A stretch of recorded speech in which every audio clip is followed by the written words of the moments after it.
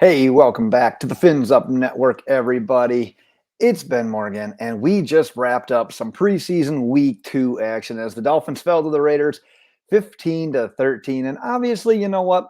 We all would have loved to see Jason Sanders make that field goal at the end of the fourth quarter, and then the defense comes out and holds their grounds, maintains the lead. Dolphins go to 2-0. That'd all be great and everything. But like I said last week, not all that concerned about preseason wins and losses, but rather we got to focus more so on individual player performance in these preseason games. So just like last week, going to hit some player notes that I had throughout the game. I am going to detail the first two drives a little bit more since that's when the starters were playing. And then we'll get into those individual notes. But since the Dolphins started on defense, we'll start this video on defense as well because Zach Sealer, boom, makes his presence felt right away, gets a sack on the first possession. But the issue with the defense on that first possession was it was a lot of the Dolphins ones and a lot of the Raiders backups. And they gave up 2 third-down conversions and a fourth down conversion before giving up the touchdown. Got to get off the field. You cannot give a team that many opportunities. However, I did like how they responded on the second possession. Keon Crossan with tight coverage on that third down to get off the field, maintain field position, and that's exactly what you need. You needed a bounce back possession. That's what the defense gave them. Let's go to the offense's first two possessions. Pretty vanilla. Nothing really going in the run game. Had a loss of yardage by Edmonds on one of the first plays. The best play of that first possession, a third down. Tua moving out of the pocket, gets the completion to Edmonds for the first down. Otherwise, the Raiders defense was all over everything. And on the second offensive possession, we had a good progression read by Tua, who ended up coming back, hitting Sherfield for a first down. And then you got absolutely no push later in that drive on both second and third and short. I believe it was Sony Michel, got 2 of his run stuff. And then you get the full start on Larnell Coleman, forces the field goal attempt. You got the 3, but still, it's the little things where that drive should have lasted longer. So let's get into some player notes because those are the two first possessions in a nutshell. But Tua goes 6 of 8, 58 yards. Nothing outstanding, nothing negative. Like I said, pretty vanilla stuff. And that's kind of to be expected. I mean, we were still without no Terron Armstead, no Tyreek Hill, no Jaylen Waddle. But what a tease, though, as well. We get the list of players that were expected not to play, and Tua's not on it, and Tyreek Hill's not on it. Tyreek comes out with the pads on, and then Mike McDaniel says, "You know what? Change of heart." I think it was him, Melvin Ingram, and then there was one other guy as well that weren't on the list that didn't end up playing. So little late scratch action there, but not too much regardless from Tua today. Teddy Bridgewater. So he got called for that intentional grounding in the end zone. Honestly, pretty shitty block by Mike Gesicki on that play. And Teddy kind of like did a pump before he actually tried to throw it away. Should have just tossed it on that first pump. Regardless, probably results in a safety. Other play of note from his last possession was when they went for it on fourth down. He ended up taking a sack on that play. But really, what upset me about that, because he didn't have anywhere to go. The issue I have with that play is this team's continued inability to execute like in these gotta have it moments, in these gotta have it situations. We've seen them try to replicate these exact situations in practice for like the last 2 weeks, and it's not getting the field goal unit out on the field, and it's taking sacks, and then it's going into this game today and taking another sack. So that's something that the team has definitely got to clean up throughout this upcoming week before the last preseason game here against the Eagles. But Skyler Thompson, he got his first action with 30 seconds left to go in the third quarter. Another really solid performance out of Skyler Thompson. He went 9 of 10, 129 yards. His only incompletion was a Lynn Bowden drop that damn near had to be reviewed the way it was.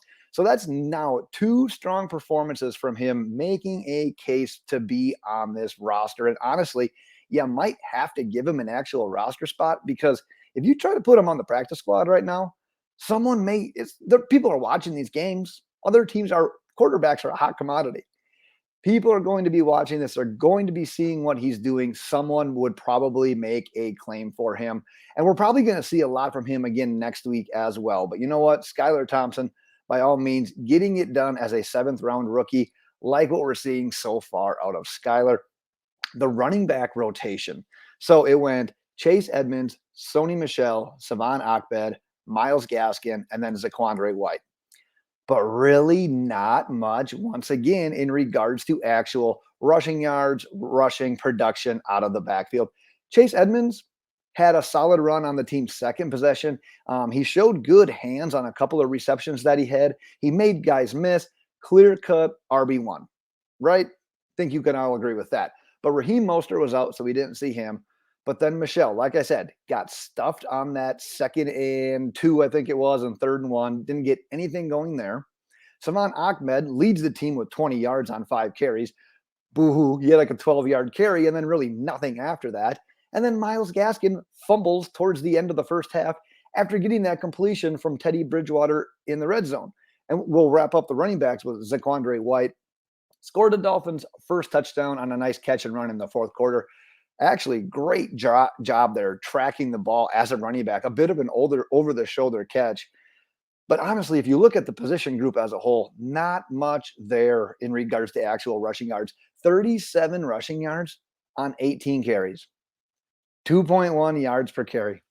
And I talked about it in the pregame preview video.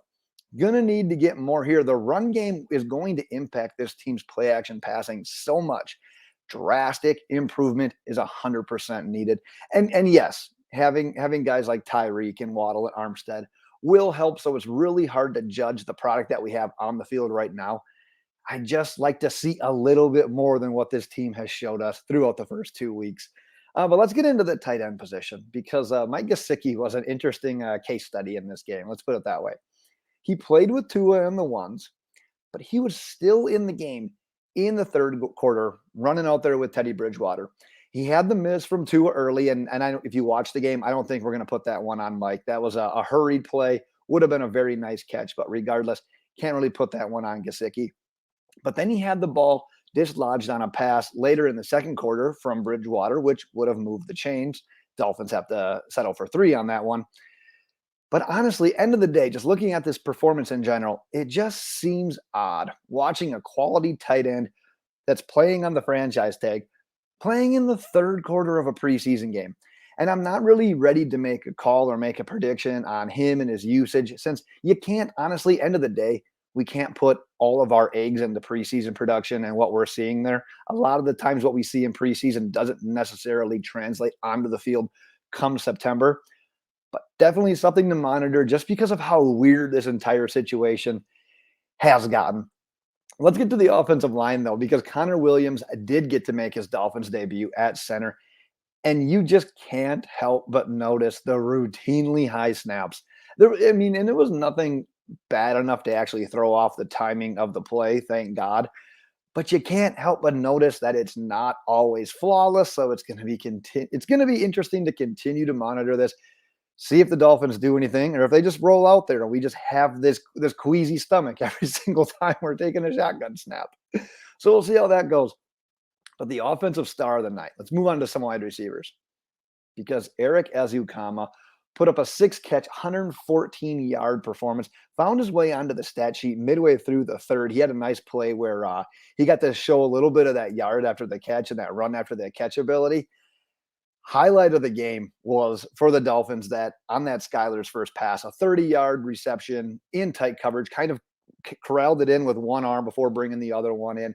And then he ends up going back-to-back plays with chunk yardage catches after Michael Dieter had some snap issues in the 4th. That was less than ideal. Then it was another bad center. I'm sorry, I'm trying to remember how that went. He had another. Dieter ended up having 2 bad center quarterback exchanges. And it was Ezukanma on both sides of him. He made the play before it, and then he made the play after it on the slant route. And that was the one where he kind of set this guy up on the outside and then quickly darted, got across the cornerback space, made the catch, and got Miami in field goal range. And that was the field goal that Jason Sanders ended up kind of shanking and hitting off the goalpost. However, Ezukanma and Skyler Thompson did their job. You honestly could not have asked for more from Erik Ezukanma. In this game, we got to see him do it in an actual game, what he's been doing, what we've been hearing about all offseason. Now, In the preview video for this game, I talked about which wide receiver may be able to step up, earn one of those final roster spots. Well, after we saw the finished product here, we got some good, we got some bad. Let's start with River Craycraft. He had a nice completion from Teddy Bridgewater, including a 20-yarder. Braylon Sanders, a great 28-yard third down sideline catch from Bridgewater towards the end of the first half. Those were the goods. Now let's get into the not so goods. Lynn Bowden followed up his really good game against the Bucks. We had all this high hopes for him. Like, you know what? Maybe he's a gamer. Maybe he can keep getting it done in these in-game situations. Drops his only target. And then you've got Preston Williams, who did catch all of 3 of his targets for 22 yards. However, I mean, it was nothing out of the ordinary. These two remain on the outside looking in. So if we learned anything, it's that Braylon Sanders and River Craycraft and Trent Sherfield in that mix a little bit ended up elevating themselves just to continue to show that they are another notch ahead right now of a guy like Preston Williams, like Lynn Bowden. Defensively, Nick Needham had that injured finger on a tackle. You could see him, however, later in the game on the TV footage, though. Nothing on his hand. It doesn't look like it's going to be like anything serious there. You'd have thought that you just saw like a little cast or a bandage. Nothing there. Just looks like the finger needed to be popped back into place. Everybody's favorite cornerback to talk about here, Noah Igbenogany. He was just picked on in the first drive. It's almost like the Raiders wanted to establish their offense, so they decided, you know what, we're going to target Noah Igbenogany. And he allowed 2 crucial completions. I think both of them went for first downs. The second one ended up getting the team like down to the 2-yard line before they scored their touchdowns. Pretty quiet on the Igbenogany front after that, which is good news. But that first drive was just not very pretty. Like I said, they were pretty much targeting him. New Miami Dolphins cornerback Mackenzie Alexander gave up a third down completion when he was left on an island from the slot. Also saw him lined up in the boundary and the slot, and he did have a pass breakup from the boundary in the second quarter. However, just like Nick Needham and what we saw from Keon Crossan as well, it was just a day for cornerbacks to get a little bit banged up.